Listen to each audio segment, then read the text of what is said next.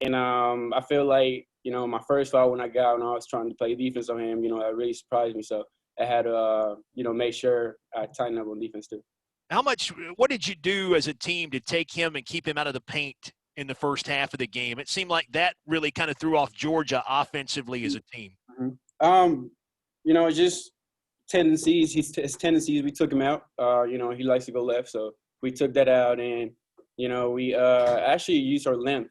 We're a really big team, and he's a small player, so we always give like a hand or arm length distance, so he wouldn't drive us. We made him like force a shot every time. Iverson, congratulations. Big individual game with 24. Great team game tonight, too. 1-0 in the SEC. I got to imagine that feels pretty good, right? Yes, sir. It feels pretty amazing. Amazing. Thank you, Iverson. Iverson Molinar visiting with us. And Iverson's going to go on. Joel, you can go ahead. Okay.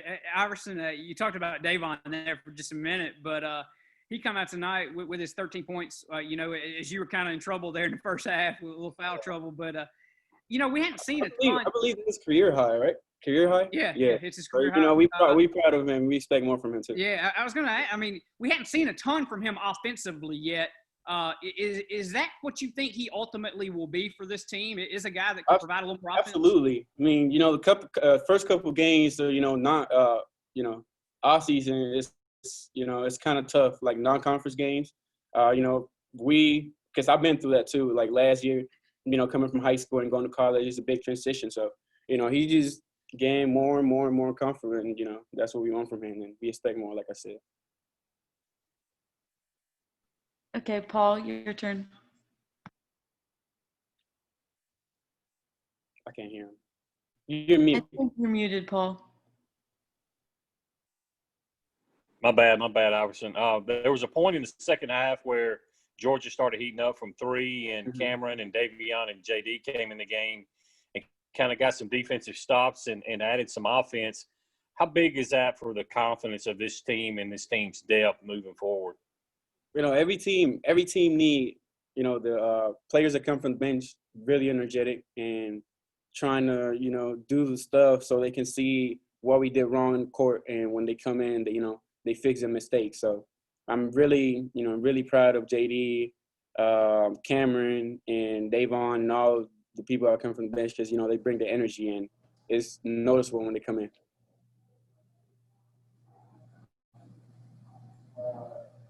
If there's no more questions for on the floor, I think you were putting in some late night work one night. I can't remember what night it was, but just how much have you been working lately offensively and getting your shot down and things? And of course, it came home. It came home tonight to really benefit you and things. Just how much of a focus has that been for you lately to improve your offensive game? I work hard every night on my jump shot just to improve. I feel like to play this game at this level, you have to be a shooter. So just working on my jump shot, we got great managers and grad assistants. They help me a lot each and every night. Getting in there late, just putting up a bunch of shots. So I feel like it's all paying off. Okay, we'll go ahead and go to Neil. Neil, and then after, if you have any questions, everyone can queue them up in the chat still.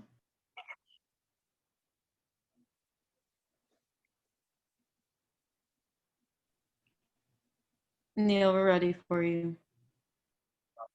Please me, but again, 2020, got to learn how to hit the unmute button. Sorry, Davon.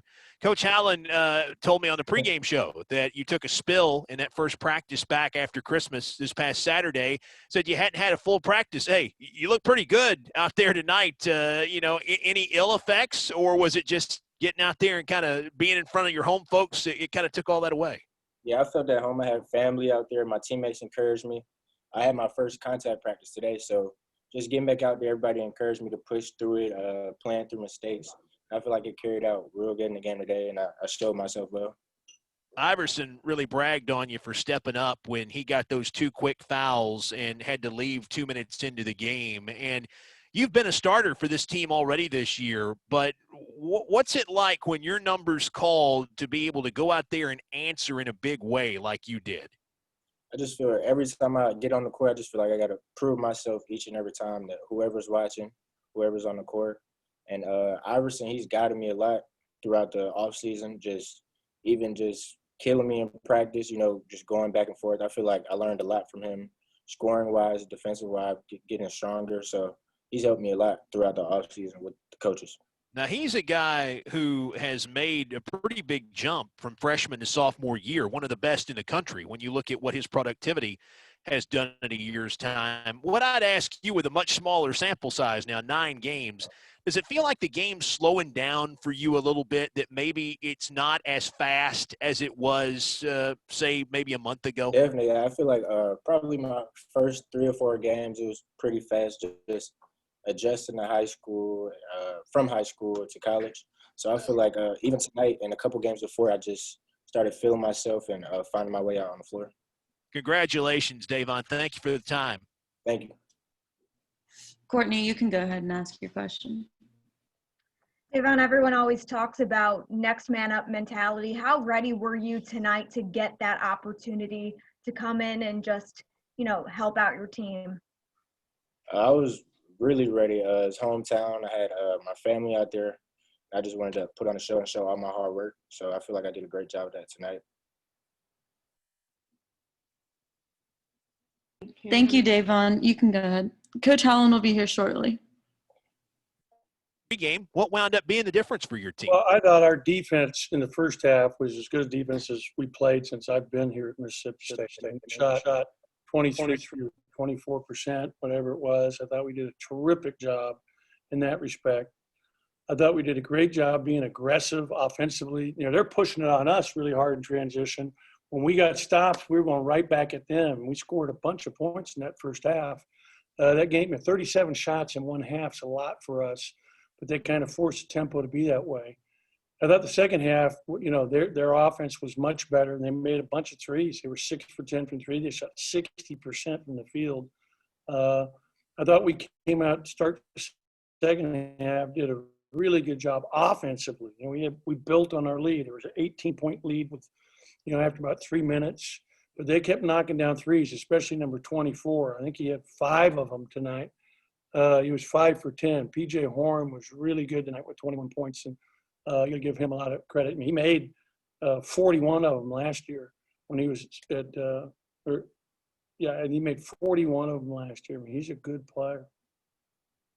How important was it to keep Wheeler out of the paint in the first half? He had the 3 assists, and then he kind of got into the paint and started getting going, and that's when the threes, it felt like, started falling for them in the second half. What did you do well against him in the first half? I thought Abdul's ball screen defense, which is always a key for us defensively, was fantastic. The guards did a great job. It hurt us that Iverson got in foul trouble that first half, and I thought Davon came in and was brilliant. This was his best game as a Bulldog, opening up at home. I mean, he grew up an hour from here. So he had a lot of family and friends here. He used a lot of the tickets that our players get. So I got to ask him how many, but I know he had a ton of them. And he played great. I thought he really played with a lot of confidence and poise, really handled the ball well. I was so happy for him because he missed all the practice this week because he had a concussion that he sustained. And it took, 3 or 4 days before he could go through the protocol to get back. I'm really proud of him and how he, led us in the first half. And those threes he was 3 for 3 in the first half. They were huge shots. But Iverson had a great second half and really got us up to a great start offensively with some tough shots. And, but our defense was good. I thought Tolu really played good defense, especially in the first half, and Kamara. And I had to use him a little more than I wanted to at the 4 spot because JD got in foul trouble. He got 3 fouls in the first 3.5 minutes that he played, and that really shortened the rotation because I played Quentin strictly as a 5.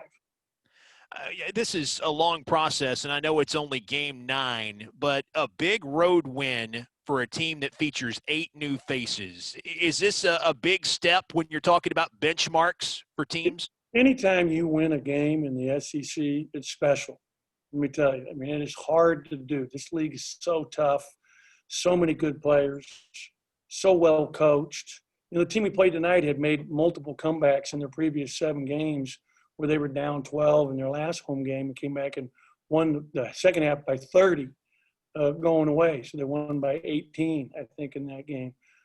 We knew they weren't going to, fold up their tent. They were going to come at us hard, and they did, and we really withstood a number of challenges. And I thought, our players showed a lot of poise tonight. I was really proud of that. A lot of good leadership. And I thought Abdul was just tremendous defensively all night for us. He changes so many shots. He makes it so hard that they had to rely on the three because they weren't getting a lot of stuff done at the basket. Thank you. We'll go ahead and start with questions from the media. Joel, go ahead. And again, just a reminder to queue those questions up in the chat. Thanks, everybody. Ben, I was asking Davon about this, but the other night up here after one of the women's games in Starkville, it wasn't long after the final buzzer that it was late at night, but Davon was out there getting up some late night work and just shot after shot after shot. Just how much, I guess, from your vantage point, work has he put into it, improving on the offensive side? And then, of course, we saw some of the fruits of that labor tonight. We did, and he's working really hard. And I think a lot of it is he's seeing how hard his teammates have worked, throughout the summer and the off season. And, it's something that's a part of our program now. The work ethic gets passed down. And it's unbelievable how much work Iverson and like DJ put in on their shot. And you can see how good a shooter he's going to be for us. When and it's all about putting in the work. He put in the work, it builds the confidence. He was letting those things go, no problem. And he was shooting like 12% coming to the game from three. But this is a whole new season. I told everybody, this is a new season. Non-conference is over. We're 1-0 in our new season, and everybody gets a fresh start. And he really took advantage of that in terms of his confidence, the way he played. I was really, really excited for him because that's big for us moving forward. You look at our perimeter tonight. He was in double figures. Jalen was in double figures. Obviously, Iverson and DJ were in double figures. I thought Cameron Matthews came in and made a big play for us on a defensive play where he got a jump ball and he came down, got an offensive rebound, put it back in. He gave us good minutes. There was a lot of great, play tonight by our guys, and really proud of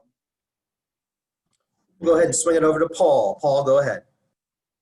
Coach, along those lines, you're talking about the bench play. Obviously, Davion stood out, but how important is that for those guys' confidence with JD and Cam being able to make plays in crucial situations tonight to help y'all keep that lead in the second half? Absolutely. JD had a huge basket that put us back up like 13, I think, or 15, but it was a big play because they were making a run. We just got to get him to stay out of foul trouble. That really hurt us and hurt our rotation, is his ability to play without fouling. And that's something that, I'll talk to him about here in the next 2 days because we need him. We need him and Quentin. This is, the one thing we struggled at was shooting from the high post, and that's something I think Quentin can really help us with, provided he does the job at the defensive end. Let's go ahead and get it to Courtney. Courtney, go ahead. Coach, your team shot 72% from the line tonight. How satisfied are you with that, given just how much you've struggled at that spot so far this year? We struggled in 2 games. We struggled against Dayton and we struggled against Clemson. Every other game, we've been 70% or above. Unfortunately for us, both those games, we shot a ton of them and shot very poorly. So we're spending a lot of time working on foul shooting. And, I think that's showing in our percentage tonight, but we've got to continue to do it and continue to do something we'll do tomorrow. Each guy would take at least 50 foul shots tomorrow in our practice. We'll swing it back over to Joel to wrap it up. Joel, go ahead. Coach, I know that for sure you guys won't be overlooking them, but it almost seems like a misprint to look at what Kentucky's record is right now. And, of course, you guys will have them on Saturday. Just what have you seen from them so far?